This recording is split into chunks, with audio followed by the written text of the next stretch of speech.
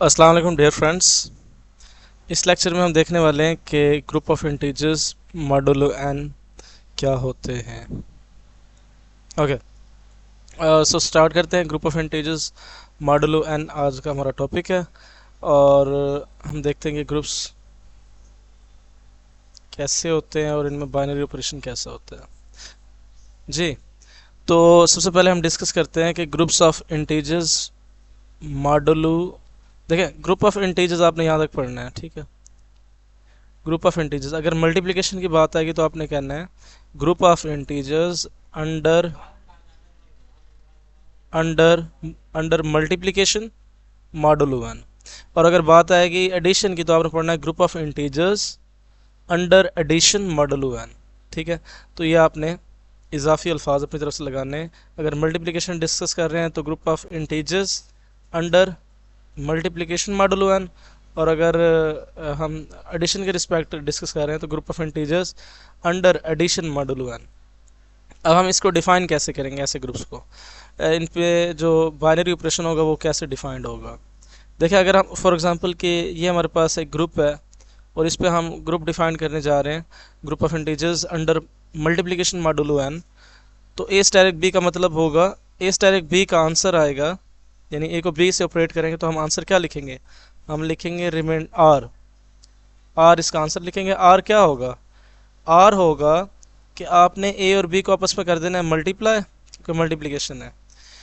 तो जो आंसर आ गया, जैसे for example A B answer आ गया, तो इस ए बी को आपने डिवाइड करना है एन पे। एन पे जब आप डिवाइड करेंगे तो कुछ क्वोशंट आएगा और नीचे कुछ रिमाइंडर बचेगा। ये जो रिमाइंडर बचेगा ये आप यहाँ पे लिखेंगे, ठीक है। फॉर एग्जांपल ये मैंने एक सेट लिया 1357 का, तो मैं यहाँ पे इसी ए स्टारिक बी यानी कि मैं 3 स्टारिक 7 करता हूँ, यानी 3 को 7 से करता हूँ मल्टीप्लाई। देखते हैं आंसर क्या आता है। 3 क्रॉस 7 कितना होता है 21, प्रोडक्ट आ गया 21। अब आप इसने आपने इसको 21 को डिवाइड करना है किस पे, एन पे, और इधर मॉडुलो 8 है, ठीक है।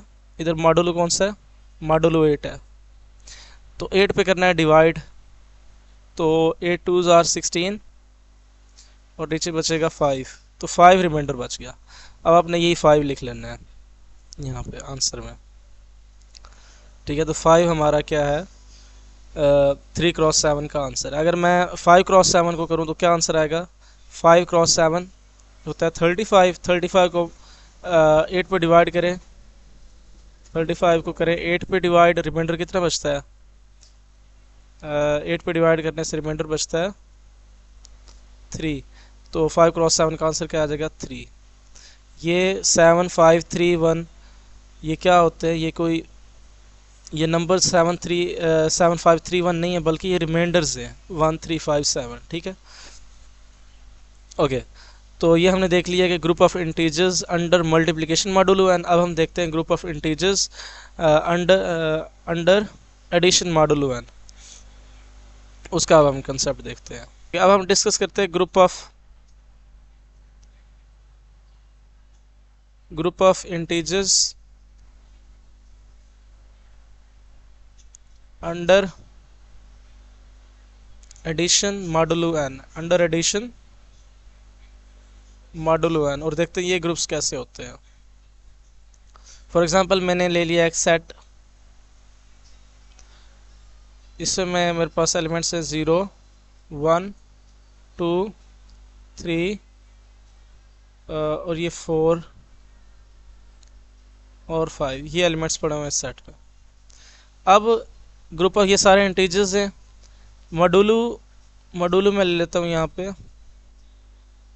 6। तो एडिशन का मतलब यह है कि आपने दो एलिमेंट्स को ऐड करना है, जैसे 1 और 5 को अगर मैं कर रहा हूँ तो यहाँ पे एडिशन का मतलब क्या होगा, ये सिंपल एडिशन नहीं है, ये एडिशन है अंडर मॉडुलो 6। तो इसका मतलब क्या है, आपने पहले उनको कर देना है ऐड नंबरों को, आंसर क्या आएगा 5। अब जो आंसर आया है उसको डिवाइड करना है 6 पे, जो रिमाइंडर बचेगा वो हमारा, अब ये 5 ऑलरेडी 6 से छोटा है तो ये रिमाइंडर है, तो 5 इसका आंसर आ जाएगा। लेकिन अगर मैं 3 और 5 को ऐड करूँ तो 3 और 5 को ऐड करने से मुझे क्या मिलेगा, 3 + 5 कितना होता है 8। अब जो आंसर आया इसको हम डिवाइड करेंगे 5 पे, तो रिमाइंडर कितना बचेगा 3। इसका मतलब 3 + 5 का आंसर कितना आता है, 3 आता है। और अगर मैं 5+4 का आंसर निकालूँ तो वो आंसर क्या आएगा, 5+4 कितना होता है 9, 9 को 6 पे डिवाइड करेंगे, रिमाइंडर कितना आएगा 3, तो 5+4 का आंसर क्या आएगा 3। Is that clear? ये होते हैं groups of integers under multiplication modulo n and group of integers under addition modulo n. Hope so कि आप लोगों को समझ आ गई होगी। फिर भी अगर कोई कन्फ्यूजन हो तो कमेंट सेक्शन में लाजमी पूछ लीजिएगा।